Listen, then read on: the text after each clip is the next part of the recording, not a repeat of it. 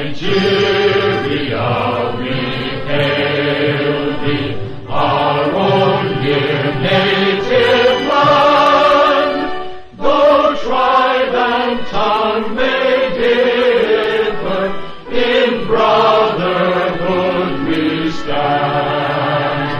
Nigerians old and proud to serve our sovereign motherland. Hello, everybody. Once again, this is Fred Wonko coming to you from our studios in Chicago with another edition of Bold Talk on LNTV. And as usual, I'd like to say good morning, good afternoon, and good evening to you, depending on where you are around the world. There's a video that's been talking about the great job that Central Bank and Cardoso are doing and how genius it is. Let's give Cardoso his props. He's doing an excellent job of avoiding what Emefiele did, which was hobnobbing with politicians. He's working like a good technocrat. I give him credit for that. He's also putting out fires that Emefiele lit. That's the right thing for the central bank to be doing. Cardoso is a good man, but beyond that, he cannot help a system where the people who control the system do not want to help themselves. None of these programs that he has implemented is going to do anything for the everyday Nigerian. It hasn't, and I don't think it will. No economy could survive where the real sector in the economy is borrowing money at 30%. But that's by the way. Today's show is about Dele Farotimi unleashed completely. I think you're going to enjoy him unless you're a bigot. Then I'm bringing you the Lagos restaurant in New York. It's a spectacular place that will make Nigerians proud. The initial things I show you on all these things I'm bringing you are just going to be transitional segues. Then later on in the video, you'll see the whole thing. I hope you enjoy it. As at 11, 12 years ago, you couldn't stand the man that you would call the Lion of Bodilon. Yeah, I mean, you couldn't stand. I never called him the Lion of Bodilon. I called him the Alaafin of Bodilon. Okay. Never the Lion of Bodilon. Okay. A lion has to rule, and a lion has some nobility to it. This one has no nobility to him. Please. And I don't think you saw then that man was ever going to become president. And yet here we are. In fact, I think I watched one of your interviews where you said that if he became president, you were going to go on exile. Alrighty. Lagos, well, it used to be actually the capital city of Nigeria. It actually switched a couple of years ago. So now it is not, but it is definitely the largest city, and it is a restaurant that serves the cuisine of Nigeria. It is spicy. It is yummy. The place is huge. It's beautiful. Win, win, win, win, win. Take a look.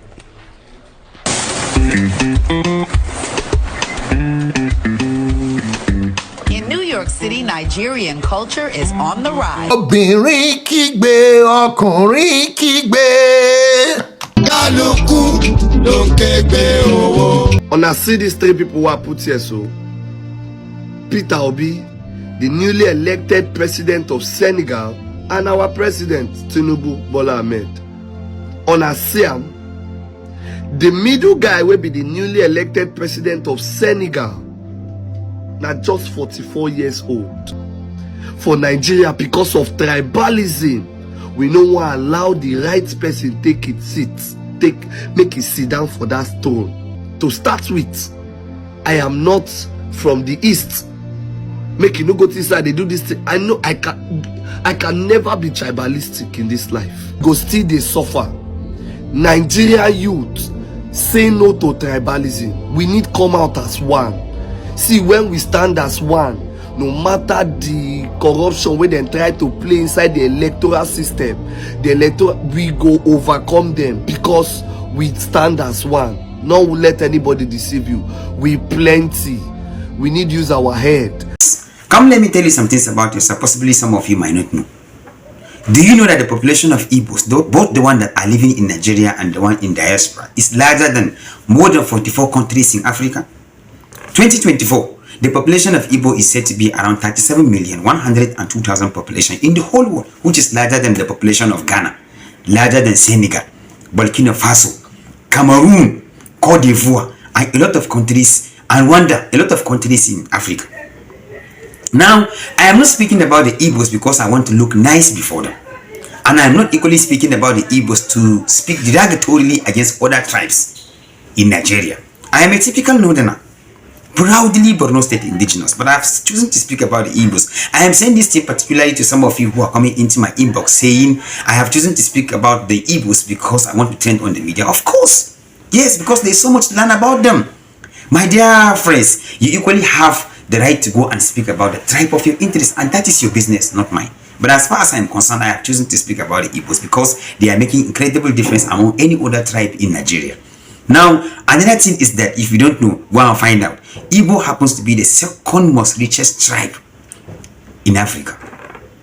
Oh, what is it about the Igbos that is making them to make incredible difference? We need to learn. We need to learn from them. They have gone far that we need to learn. We need to succumb. For some of you that have, succumb. Let's succumb. Let's come down to our level. Let's come down.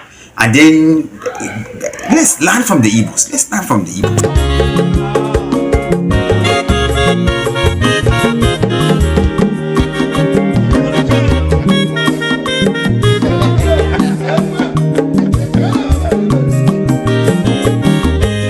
Orojide Sanwo-Olu in Lagos has forgotten all about governance. Nothing appears to be happening in Lagos. Sorry, what did you call him?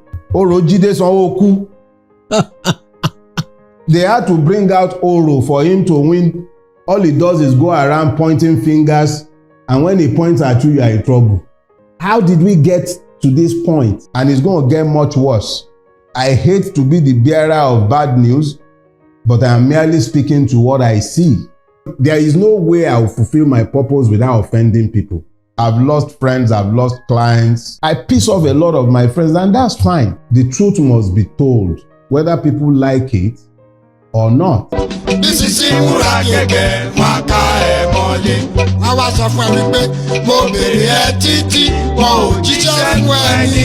to a very large extent, our tragedies are foretold, and they are easily foretold. All you actually have to do is look at where we are, what we are doing in the season we are in, and the likely effect of our actions and inactions, and it becomes very easy to say exactly what would happen next. We are a hard-headed people. We are ruled by a system that is unrepentantly evil, and the people themselves, unfortunately, do not appear to have a clear understanding of cause and effect. So it's not really necessary to be possessed of a third eye. It is only important that you understand that for every action, there are consequences, and for every inaction, there are also consequences. So what you're saying today is merely the beginnings of the consequences of several years and decades of actions and inactions that were always going to bring what we are dealing with today. I don't want to end up being tagged the prophet of doom. But in a situation where you have a oil-producing country that loses the entire value in the value chain, faced with multiple levels of wastages, in a world where world oil prices are rising and Nigeria's fortune should be on the up, what we are faced with is a country that cannot even meet its own energy needs and constantly has to import almost all of its energy requirements. And we are having to burn diesel and petrol in pursuit of energy in our household. Right here and now, I'm burning diesel again to be on this program with you. And what I'm doing is not new. It is replicated in almost every home in Nigeria where people could afford to buy one form of fuel or the other to power private generators. So that the dollar is going to, that the naira will weaken further than it is a self-fulfilling prophecy. The fact of the matter is that all you need is the capacity to objectively evaluate our situation and tell the truth of where we are. Our reality is suggestive of the road to Venezuela, if not worse. The public wastage of funds continues, refusal to create value continues, multidimensional poverty continues, unless there is a dramatic turnaround. Nothing is going to change. It will only get progressively worse. You know, back when I was in the university, long before I was married, I told each and every one of my friends, and I told my wife long before I married her. I got married in 2002. But I told my wife that once I turned 50, I was going to leave the practice of law. But the closer I came to that landmark, the more reluctant I became to walk away from what I had done all my adult life, the only thing I knew how to do to earn a living. Law has been the love of my life, and it was all I ever wanted to be. All I wanted to be was a lawyer. But as I grew closer to the age of 50, I began to grow reluctant to leave behind what I knew. Now, there was a bit of fear involved because Nigeria is not a place that encourages one to tell the truth. Telling the truth victimizes you in Nigeria. And somebody who is in the service sector as I was, a lawyer servicing a lot of high net individuals, almost all of whom depend on the goodwill of government, and they had made it clear they were very unhappy with the idea of me becoming the person I am today. So it wasn't exactly a very easy decision to take. There was always a reason why before I became a lawyer, I told everybody that once I turned 50, I was leaving. Because there is no way I could have remained in legal practice and be who I am today. It's not possible. It's almost impossible to look at the Chief Justice of Nigeria and call him the corrupt man that he is if I was still going to be standing before a judge to say, my Lord. But that's the truth. So it was one of the sacrifices that had to be made, and it wasn't a very easy sacrifice to make in the moment. One day in 2013, we had lunch in Victoria Island, and then so we needed to dash to your office in Lekki 1 to pick up something and then return to VI where you would drop me in my house then. And so we're approaching the toll gate, which had just come up at that time, and you referred to it as a monstrosity. So this is the Lekki toll gate, and there's a lot of traffic on the normal lanes that people without toll tags were supposed to take. And you instructed your driver. You said, go and take the part that is reserved for the VIPs who have paid the big money for the toll sticker, even though you didn't have any sticker. And I'm looking at you like, but they don't allow people past that place. You said he should go. And he got there, and the toll booth officer took a look at the driver and you and just waved you on. And before he did that, you paid for the toll, and then you gave him double the amount of the toll as a tip. And you told him, you know, and then we drove off. But now, then we're coming back an hour later. We're on the other side of the road. This time we're in traffic, there's no escaping it. And there's a military motorcade behind us, blaring their siren, and everybody is moving out of the way until they get behind our car. And you and your driver behaved as if they were not there. After a minute, I am sweating that, these military men will come down and deal with us. And for 5 minutes, they remain behind us blaring their siren. Your car doesn't move until they find their way out from behind you. That is unusual. That is you're fearless.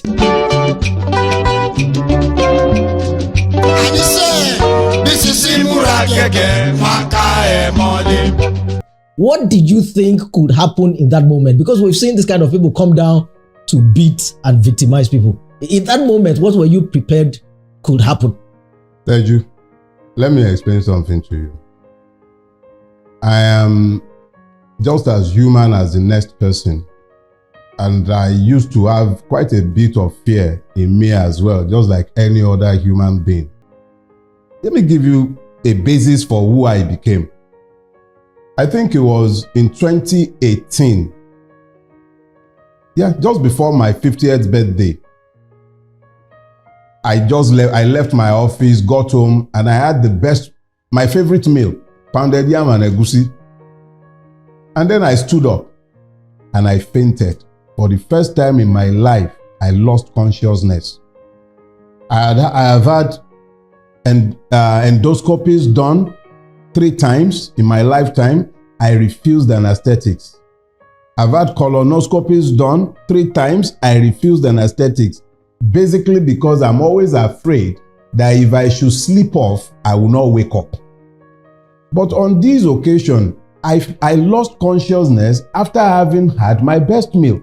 So when I was revived, the abiding emotion I felt was anger. Serious, unadulterated anger. And I started questioning myself, why am I hungry? I wrote a piece titled The Day I Died. It's inside my first book, Do Not Die in Their War. I described what happened that day, and this is just to abbreviate for you. It was the anger that I didn't die fighting oppression. I didn't die trying to bring about a revolution in this decadent country in which I live. But I was simply going to die because I had pounded yam in my bedroom, the utmost peak of insult. So I learned from that day that it didn't matter what any man might do to me, as long as I am doing what I believe to be the right thing in the moment. So yeah, the soldier, what would they have done? They will come down and say that they must kill me for not moving out of the line in a space where I'm going to be paying toll gates, toll fees that I ought not to be paying in the first place. That toll gate is one of the most blatant expression of wickedness by the rulers of Nigeria. And it is instructive that that place became the scene of a massacre by the same soldiers that you're talking about. So for me, it's a no-brainer. I am prepared to die in defense of my right. It is not a function of some death wish, but the reality is that Vala Mogulis, every man will die one day or the other. So it is better that I died for something worthwhile, such as the protection of my right, rather than to die after eating pounded yam right at the prime of my life. So it doesn't matter how a man dies, really. It is what you did with your life that really matters. So that's the way I view it. It's not like I don't have a spare life somewhere. It's not like I have a death wish either. But death is a reality with which we all live. And it's so cheap in our country. It's very, very cheap. You could die for simply being in the wrong place at the wrong time. You could die from eating pounded yam like I had pounded yam that day. Interestingly, the doctors found nothing by the time I got to the hospital. So I realized that it was God's way of reminding me that I needn't worry about man. I should be more worried about failing to fulfill God's purpose for my life. I am doing what I was purposed to do from the day I was created. That I make some people very uncomfortable with my deeds and my sayings, that's good. But question is, have I done what I was purposed to do? As long as that is the case, it doesn't matter what anyone thinks or says. So that's that as far as it concerns. Even these days, even the one who can't build you can't even build a shed, does not want to die.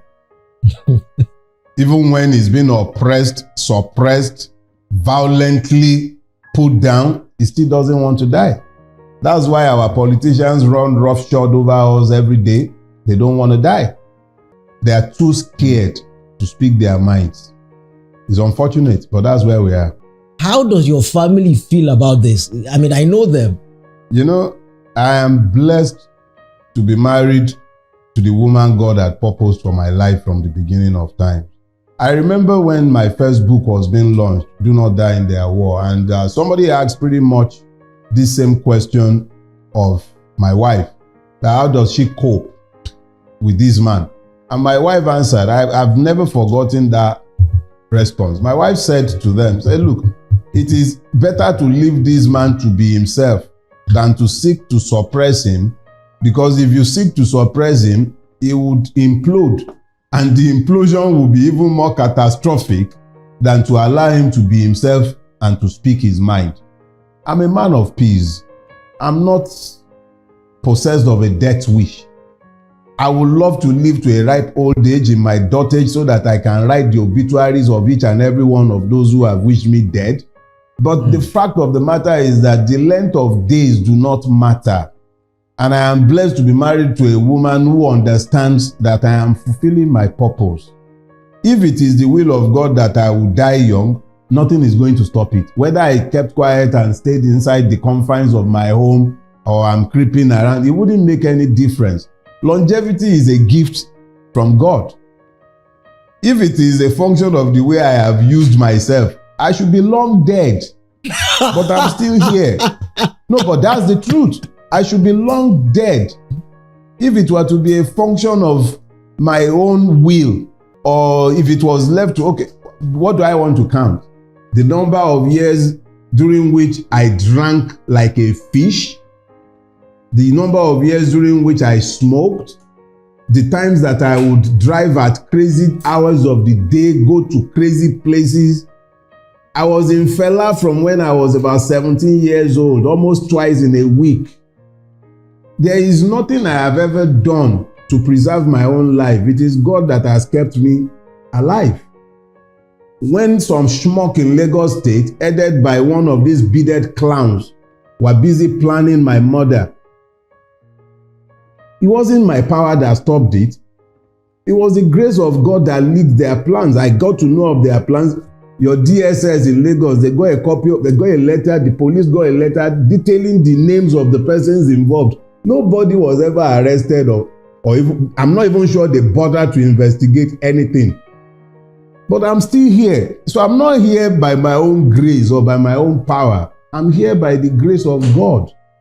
So it is, I have lost all vestige of fear for human beings. My wife has learned not to worry ahead about me either. My children are young, yes. But do you know how many of my friends I have buried? No matter how long you live, the only certainty in life is death. No matter how long you may live, it's not even certain whether we would have money or whether we would have children, whether we will build houses, whether we would be healthy. All those are not certain. But the day a man is born, the birth of a man into this sphere meant that he died to the womb. And the moment that man who died in the womb to be birthed into this plane was born into this plane, he began the journey to another death, which is also another birth. So, but it doesn't come home quite so clearly until when you are confronted with the reality of your mortality, as I was. Like I said, it was a subject that used to scare me. I didn't want to die because I had my children, I have my wife. I was always thinking about them. When I wanted to do something or the other, I'll caution myself, don't say that because you would offend some people. I'll be careful with that. But I realized that being careful meant that I wasn't doing, because there is no way I will fulfill my purpose without offending people. There is no way. If I was going to fulfill my purpose is simple. Tell the truth to Nigerians. Do what you can to change the reality, the sickening reality of our existence. Yeah, I'm not going to do any of that without causing offense. There is no way I wouldn't offend people. No way. I was always going to offend people. That I would even dare to speak against what they consider their interest is already annoying them. So when you now say the truth as offensively as I elect to do sometimes, because I can be very deliberately offensive. It is actually quite deliberate, and it gives me a lot of pleasure to look at evil people who believe themselves to be gods and tell them what they have. I know they don't like it, but it actually gives me a lot of pleasure to do so, because in doing so, I give courage to a lot of people who have embraced the fear that they communicate on a daily basis. The sirens that you said the soldiers were blaring, it was designed to scare people out of the way. So the refusal to be intimidated is already annoying to them. Do you understand? So to now look such a person in the eye and say to him exactly what you believe he is already on his own vexatious. And I enjoy that. So when you have already taken that on and you derive pleasure from angering them, you must have come to the knowledge of the fact that Toba Shele, Koshele, let what will happen, happen. I'm not... Nigeria is blessed with human and material resources. Incomparable. We have oil, we have gold, we have everything that should appertain to good life. The Nigerian has no business whatsoever with poverty. And the ruiners of the country, they are living like pashas. They are living the lives of kings and princes. But the people themselves are deliberately impoverished. So it is not out of place to compare Nigeria to that place that was described as consuming its inhabitants, because Nigeria is cannibalistic in the extreme. In recent days, you've heard the story of Okwama, where the soldiers were murdered by a few, and where the soldiers went back with reprisal attacks and leveled almost an entire community, killing indiscriminately. Lekki Toll Gate and the massacre that took place there in October 2020 is another good example of what we have become as a people. Earlier in the year, we were talking about Bokos in Plateau State, where people were killed on Christmas Day like flies. Nigeria is the only place where you find the government talking about repentant terrorists and absorbing them into the army. Nigeria is the only place that will be as rich as it is, and you see people desperately scooping hot food off boiling cauldrons. This is the country where the rulers were hiding palliatives meant for people during COVID. It is instructive that it is this same country that could not find 5 billion for the student loan scheme, that they are busy buying 160 million naira Jeep. They are praying billions into private accounts. You have people who should be in jail, rotting in prison cells, presiding over the affairs of the country. And you think that it is not succinct that we describe such a country as a place that devours its inhabitants. The Nigerian is busy crossing the Mediterranean Sea after surviving the Sahara and the slave markets of Libya. What are they fleeing from? Because that's not migration. That's fleeing. They are fleeing what has become a functional war zone. How did we get to this point? In my youth, you could go to England without collecting visa. They will stamp your visa at the gate. This is the same country today where you require millions to buy tickets and you need to queue. You see our people queuing in the rain and in the sun to get visas to go out. West African CFAs, the Togolese currency has more weight than our naira today. How did we get here? It's going to get much worse. So it's unfortunate that we are where we are, but this is where we are. And there is nothing about where we are that is suggestive of any immediate turnaround anytime soon. I hate to be the bearer of bad news, but I am merely speaking to what I see. There is nothing about our country to encourage hope or offer any worthy aspiration. As at 11, 12 years ago, you couldn't stand the man that you would call the Lion of Bodilon.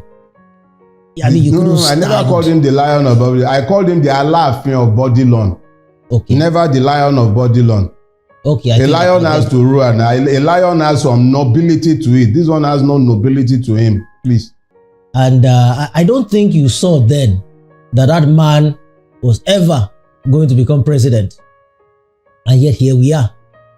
In fact, I think I watched one of your interviews where you said that if he became president, you were going to go on exile. Let me explain something to you, Teju. Because this question has come so many times that I'm thankful for the opportunity to perhaps explain it so that the idiots who have continued to assume that I have broken my word would be clear. I said if he won the presidency, I'll leave Nigeria on exile. So let me clear that up. For him to have won, the people would have had to have voted for him. We didn't vote for him. He stole the presidency. Yakubu and INEC sold him the presidency. The presidency is not an expression of the people's will. It is an expression of the debauchery of INEC and the height of our judicial corruption. He did not win the presidency. If I had left, I would have been sanitizing and deodorizing a skunk. If nothing else, I rise and fall by my word. And when I said that I would live on exile if this man won, it was so that people will know that I do not believe Nigerians to be depraved enough to be possessed of the idiocy to vote somebody like him into power. And they did not. Anybody who prefers to delude themselves can continue to delude themselves, but Tinubu knows, INEC knows, the judiciary knows, and so do a lot of Nigerians, that Tinubu did not win the presidency. He stole it. So I'm not leaving because he did not win. It's that simple. That I'm still here is in rebuke of him. It actually cost me a lot more to stay here. It's not just the multiple level of danger that I face on a daily basis by remaining in Nigeria. Because if they will be planning my murder 3 years ago when they were not in power, one of his goons in Lagos State was the one sat at the head of the plot to kill me. They are the ones in power now. Ordinarily, I should run now. But I'm here. I am here because he did not win. He knows it. And every man and his dog in Lagos State knows it. He was beaten resoundingly in Lagos on the 25th of February. He couldn't even make 15% in Lagos. Segun Agbaje, the INEC commissioner in Lagos State, cannot produce the form EC8A for Lagos State up till today. I was the person who was charged by the Obi legal team to collect the election material from INEC. He could not, up until today, INEC in Lagos State cannot give us the form EC8A, which is the polling unit level result. Because they know he lost. He lost woefully. He was thoroughly rejected across the length and breadth of the state that he has held hostage. For 24 years as at that time, he lost. So how much more the other parts of Nigeria? Let them continue fooling themselves. He has snatched it, grabbed it, but he can't run with it. And that's why we are all in the mess that we are in today. So yeah, if he had won, if Nigerians had been foolish enough to have voted for him, I would have left. It wouldn't be because of him. It would be out of protest that I could be stuck with such evil people who would have found the grace to vote for somebody like him. But as I have said, they did not vote for him. They rejected him. He has forced himself on us. And we can't do much about that. But I'm not going to legitimize his stealing by leaving. He didn't win. So, which way Nigeria? Do we truly have hope in our lifetimes? What is it going to take? Teju, what I know is that our current trajectories are not sustainable. Definitely not sustainable. We cannot continue like this. At some point, whether some people act consciously or not, this system is going to hit a brick wall. The French have a word, they call it revolver. That is the root word that battered the word revolution. And it simply means to turn around. You are walking towards a cliff edge.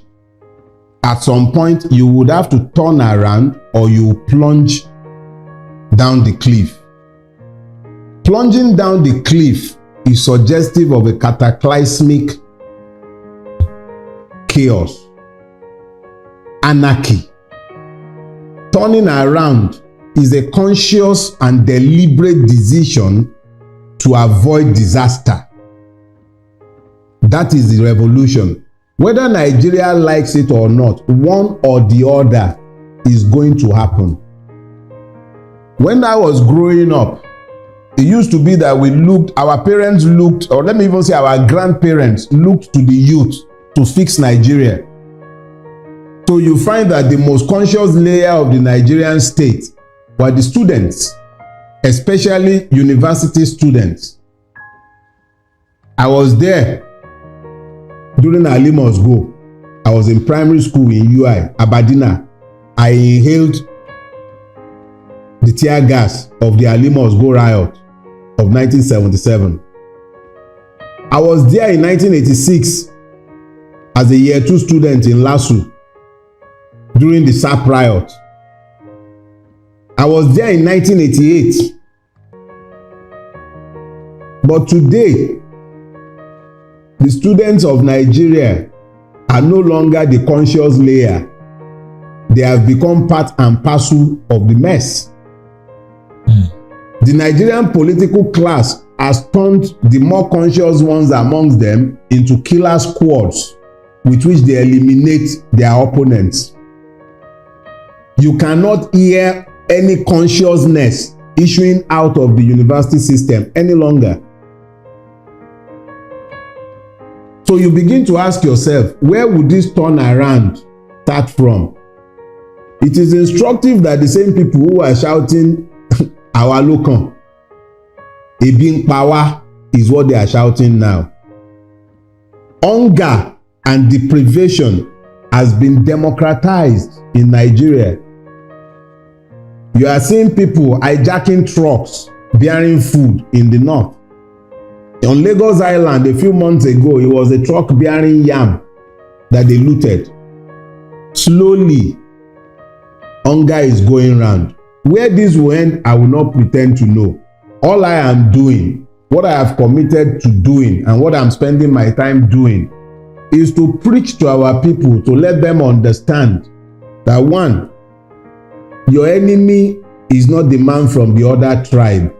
He's not the man who is not worshiping God the way you are worshiping God. Your true enemies are the ones in government houses and offices, stealing your commonwealth and squandering your future. At some point, something will give. I don't know which it will be. It might be that we fall off the cliff edge, or it might be that we turn around. I would prefer a revolution in Nigeria. I wouldn't want us falling off the cliff edge.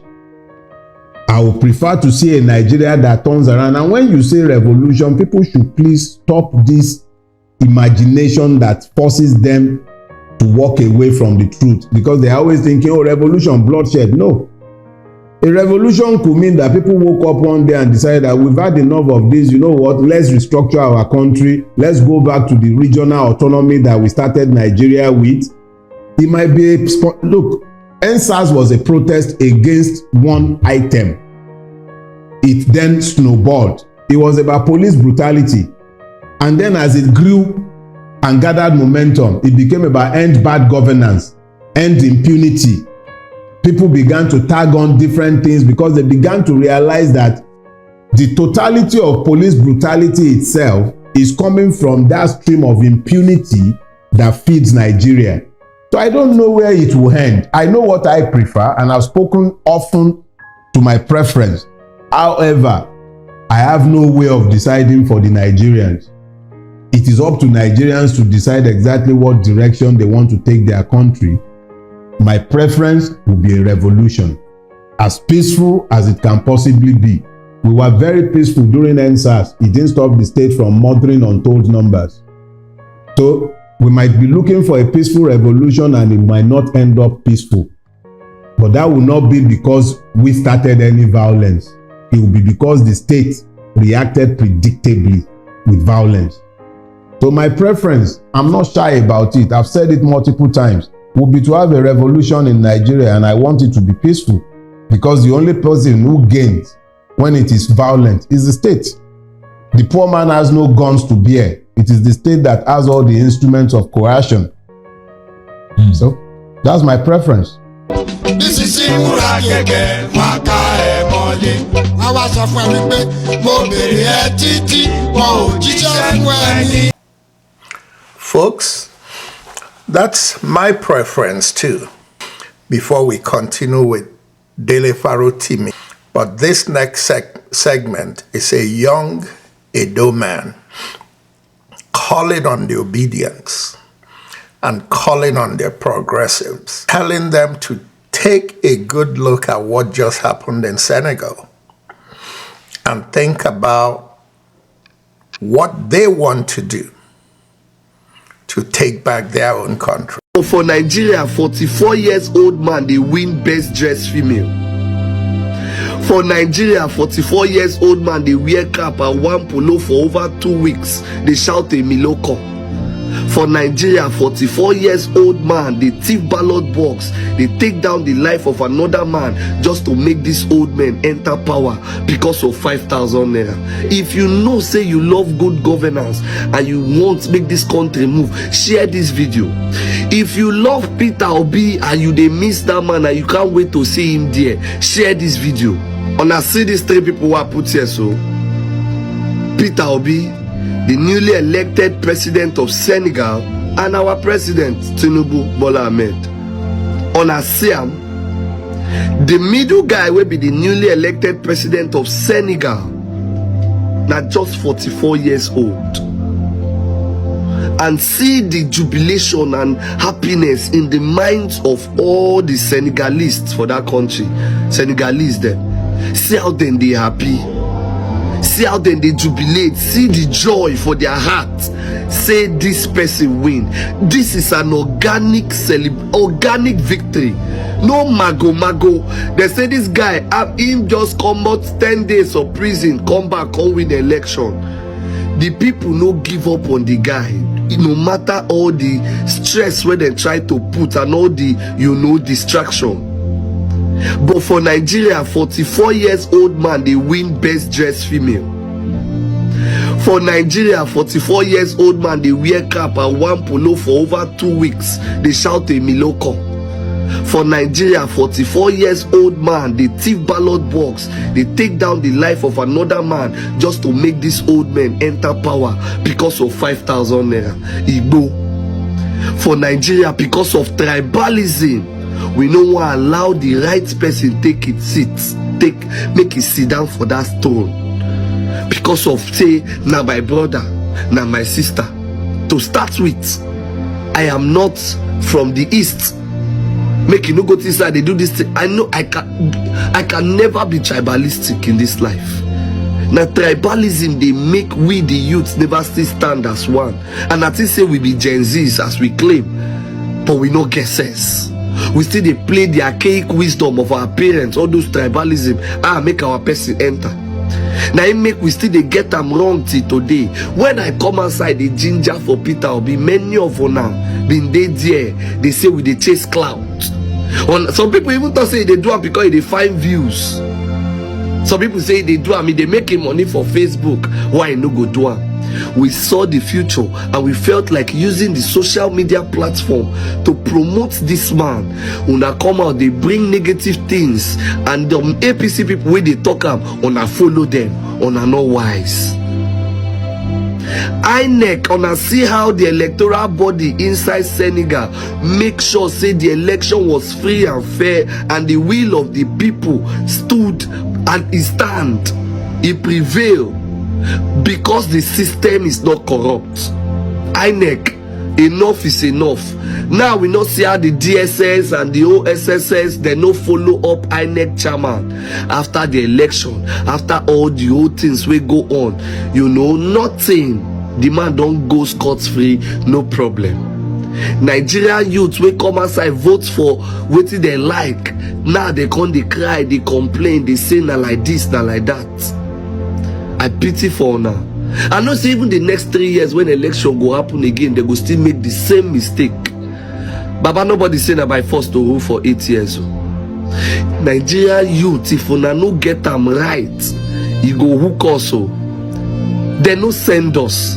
As you guys see the way that they close crypto, close Binance, wake up, they look for any platform when it be like say they favor the youth, they won't cut them down. Now they big very dark. Anybody we talk now, they won't cut us down. Meaning say they don't even want me with the voice again. Nigerian youth, open your eyes, open your ear, make una share. If you know say you love good governance and you want to make this country move, share this video. If you love Peter Obi and you they miss that man and you can't wait to see him there, share this video. Because when we they push for this man and all the policies and plans we get for the country, on a no agree hear us. 44 years old man, they elect him as president. I'm not saying we don't have 44, we don't have youths that are corrupt, but we saw that this man had plans for Nigeria. We saw the plans Alex Oti brought for the state, Abia State, today in the executor. All the things they promise us, Baba, nothing this up. Instead, na hardship they go on the rise.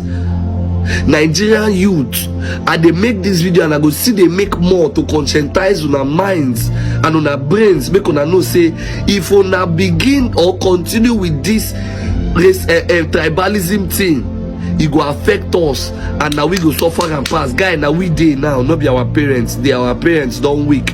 If we no come together, make sure say we allow majority play the role for this country, see we go still dey suffer. Nigeria youth, say no to tribalism. We need come out as one. See, when we stand as one, no matter the corruption where they try to play inside the electoral system, we go overcome them because we stand as one. No let anybody deceive you. We plenty.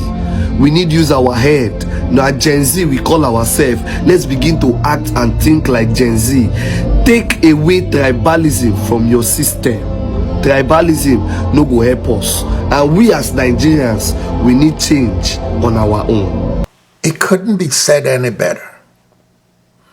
And young men like this and Dele Farotimi are the reasons why I said, I don't need to say too much to stick my head out. I could do the same thing I'm doing with Bold Talk, just surfing and researching things on the internet and bringing you these kind of masterpieces. And now let's continue with Dele Farotimi on the. Okay, my second final question. Based on that which you've said, we're hearing what seems to be hope coming out of Abia State. The governor seems to be doing some good things. From your practiced and experienced eye, is this the real thing in the right direction, or is this another mirage from which we will be rudely shocked back to reality all of a sudden? Is this going to spread? Is this going to catch? Will this be contagious? See, the problem with our situation is that we can't vote our way out of our mess. With INEC as useless as it is, and with the judiciary as debased as it is, we cannot vote our ways out of this. However, it is not impossible that this motley crew of bandits that are sat in our National Assembly, they may, out of their own selfish interest, come to the conclusion that they will strengthen the Electoral Act to demand electronic transfer from the polling unit level for future elections. That would be a revolutionary step. But what I can say about Abia State is this: when a governor is succeeding 3 disasters like Oji Uzokalu, Theodore Ojo, Oji, and Ipesu, unmitigated disasters, all three of them, it becomes very easy for that governor to excel, because however little he might do, it will be magnified against the backdrop of the failures that he has succeeded. Everything coming out of Abia State is suggestive of a good governor who is giving good governance to the people, and the people would appear to be enjoying the dividends of democracy in Abia State.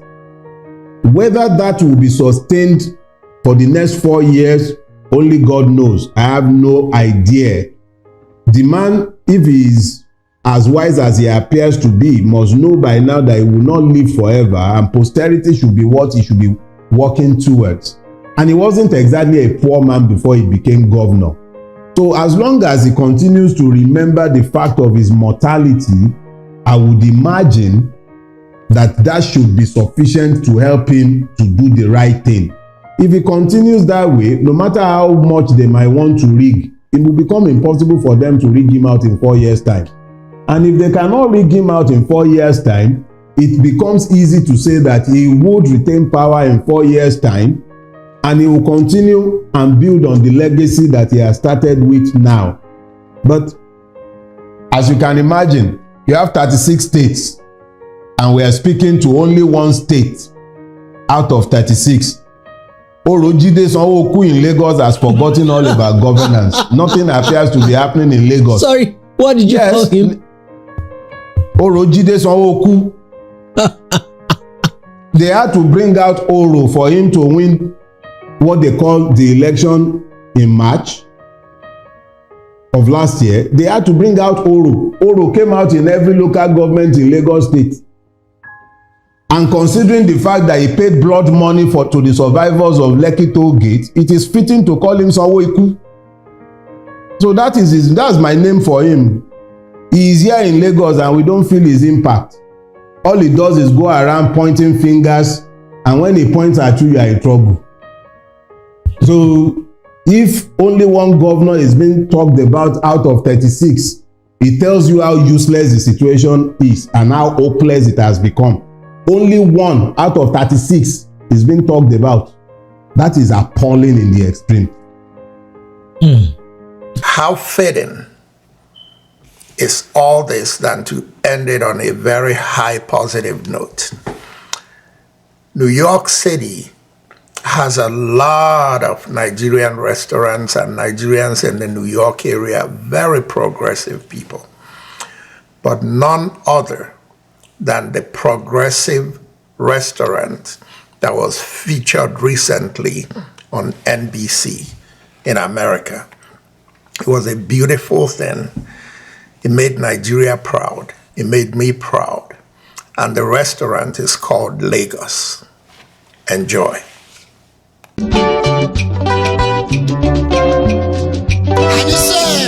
This is rockkkkk, waka ẹ mọ́lé.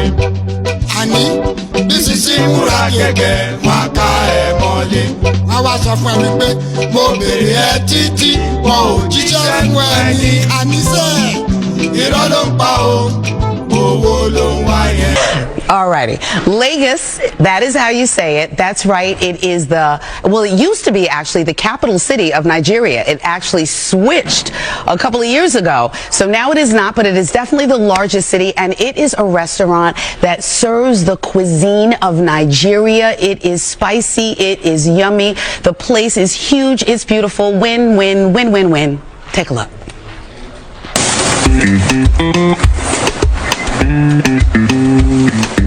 In New York City, Nigerian culture is on the rise. More and more Nigerian restaurants are cropping up. Lagos is one of them.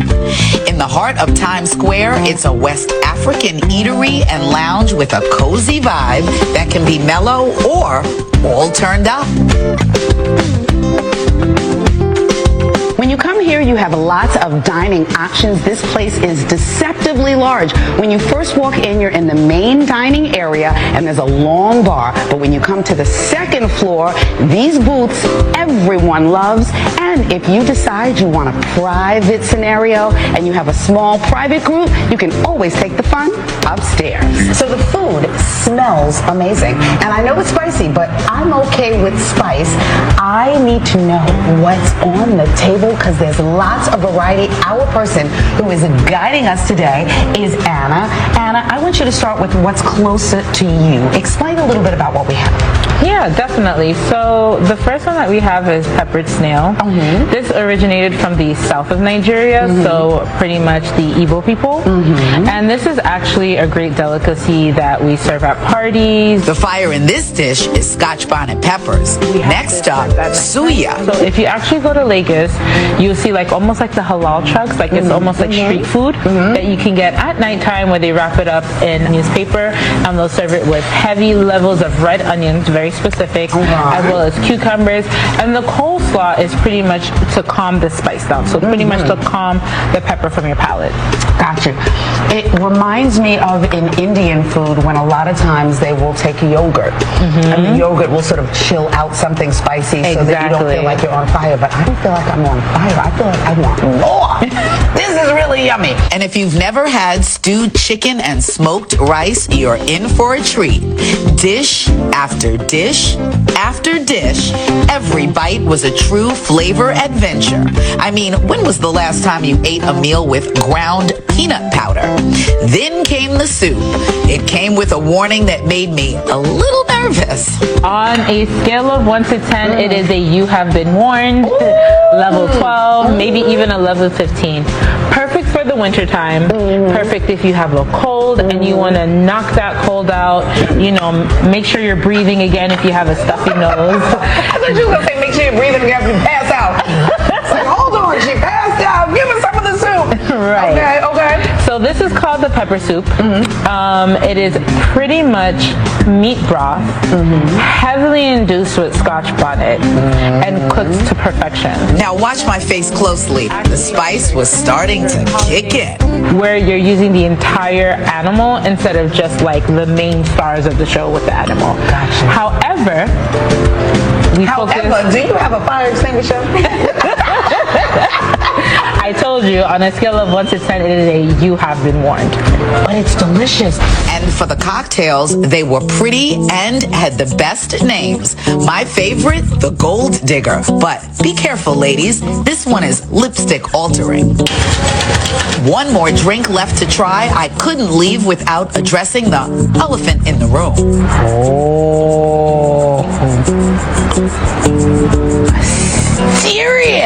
Mysterious, but is it mysterious and yummy? Let's see.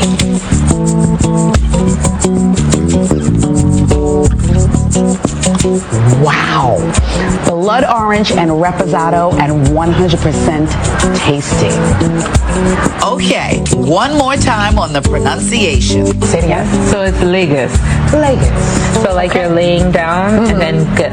At Lagos, you'll always get a fusion experience. It's where food, music, and culture collide. In the tastiest way, of course.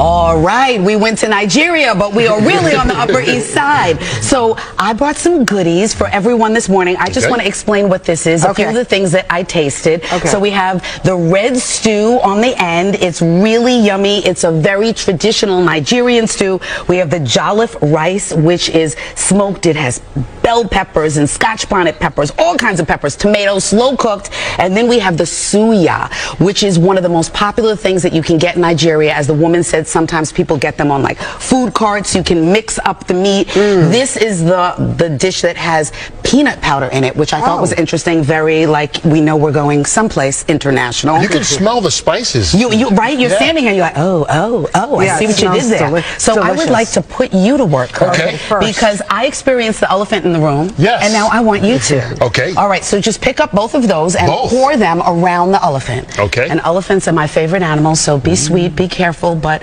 get it in there. Oh.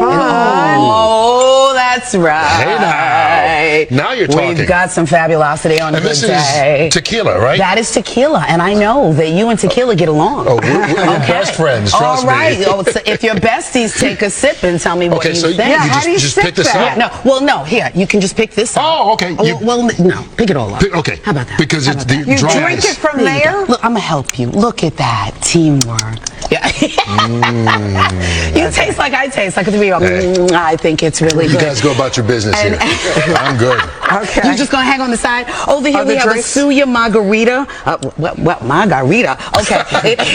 I didn't notice I don't feel like I drank. I swear to you I did not. So it has tequila, but it has ginger liqueur and lime and some spice around the edge, and then that is called a Anthoa Banga. All right. So I know you have a long day. I do. I have some other shows I was going to sit for you. So I'll give mine to. I have to. Oh, okay. Here. I'll give it to you because I'm actually how sweet. I'm still working That is today. lovely. We are all working as a team on Friday. Okay, please. Just pass them everything. Taste some That's what rice. it Taste is. something. Let me tell you, 727 7th Avenue off of Times Square. It's huge. They do karaoke night and brunch, and they have people that come through and perform. And I mean, what is there not to love Happy Friday? And it's a beautiful place too. It is gorgeous. It's gorgeous. It's gorgeous inside. I don't know about you, but that made me proud. That restaurant in New York really made me proud as a Nigerian. And I hope Nigerians, besides Americans, go out and support them. Let's not get cheap and say it's expensive. You don't go there every day. Once in a while, go there and give them your support so we could have more being done across America. Things that sell our country in a positive manner. Ladies and gentlemen, once again, this is Fred Nwankwo coming to you from our studios in Chicago with another edition of Bold Talk on Allen TV. And until next time, good night and God bless.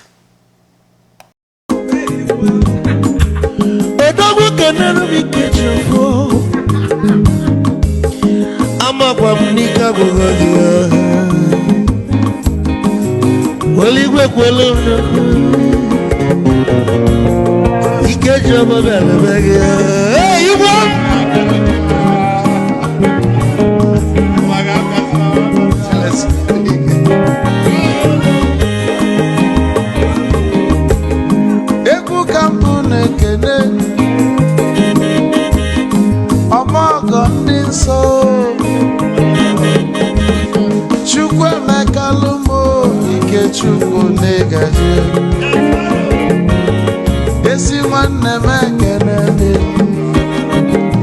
ịlapụlụ ife niile na-eme wee bịa ka gosili na anyị na gị bụ nwanne Wisdom ga-adị ka nye gị maịkị ka ogobanya bụ egwu isili mmaksi ọ bụ na-etiri egwu a malụkwa malụ n'imego m ife ọjọọ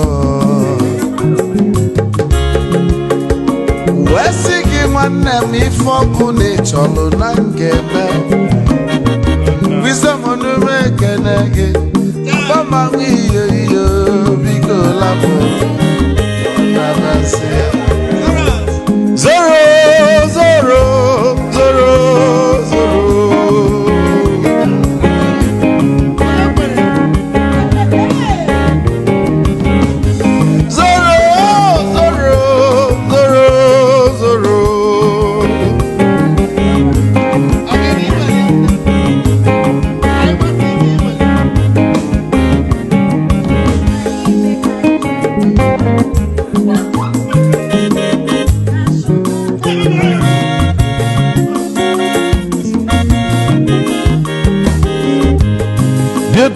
Joy na bugwa Hausa Sokoto Ujembe nwilo anụ solo nwe nwa n'ọfịa n'ara onye nwụrụ zuru ike